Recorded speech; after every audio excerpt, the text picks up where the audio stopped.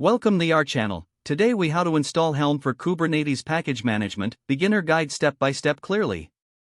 To install Helm for Kubernetes package management, first ensure you have Kubernetes installed and running on your system. Next, open your terminal or command prompt. Begin by checking if you have the package manager Homebrew installed. If you don't have Homebrew, you can install it by entering the command provided in the Homebrew website. Once Homebrew is installed, you can install Helm with a single command. Type brew install Helm and press enter. Wait for the installation to complete. After installation, verify the Helm version by running the command Helm version. This ensures Helm is installed correctly. Next, set up Helm's file structure on your local machine. You can do this by entering the command Helm repo at stable https://charts.helm.sh/stable . This command adds the official Helm chart repository. To update your local repository cache, run the command Helm repo update. Now that Helm is set up, you can start installing Helm charts.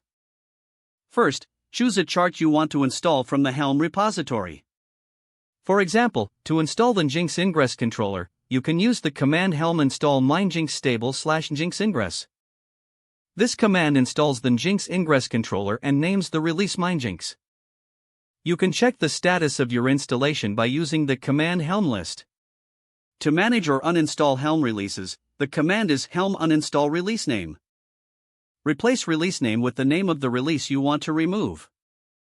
Congratulations! You've successfully installed Helm for Kubernetes package management.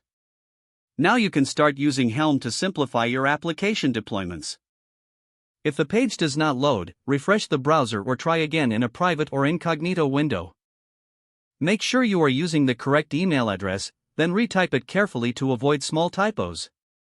If your password is not accepted, use the reset option and create a new strong password you can remember. Check your spam folder for verification or security emails, then complete any requested confirmation steps. Enable two-factor authentication if available to improve account security and reduce unauthorized access risk. Don't forget to like this video and subscribe to our channel for more step-by-step tech guides.